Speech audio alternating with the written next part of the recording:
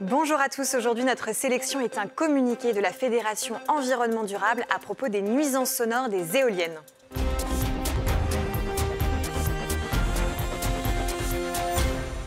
Les éoliennes engendrent beaucoup de bruit en tournant. Ces nuisances sonores dégradent depuis longtemps la qualité de vie des riverains.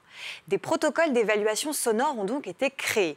Mais les habitants reprochaient aux acteurs de l'éolien d'avoir faussé l'évaluation en minimisant ces nuisances.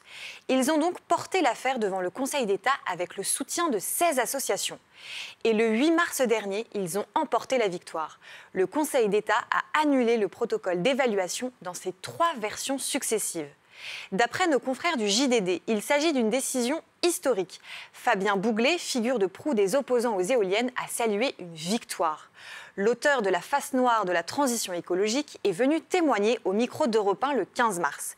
Il a tout de même rappelé que la décision du Conseil d'État ne s'applique qu'à la pollution sonore audible. En clair, les infrasons, c'est-à-dire les vibrations inaudibles, ne sont pas concernés, même s'ils peuvent aussi être néfastes. Le verdict a malgré tout beaucoup de poids. Il peut remettre en cause à la fois les autorisations et les projets en cours, mais aussi les parcs éoliens déjà existants. Ce combat a été rendu possible grâce à Fabien Ferreri, un habitant du village normand d'Échauffour dans l'Orne. Il bataillait depuis des années contre l'installation d'éoliennes à 500 mètres de sa maison, notamment à cause de ces fameuses nuisances sonores.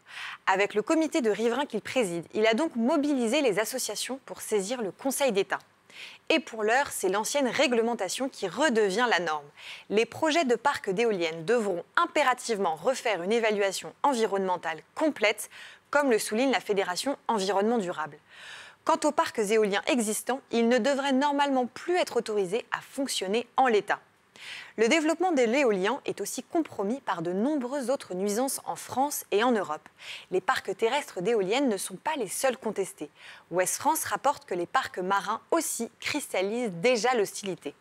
De quoi complexifier encore la transition énergétique. Pour en savoir plus et échanger sur ce thème, retrouvez-nous sur Internet et les réseaux sociaux.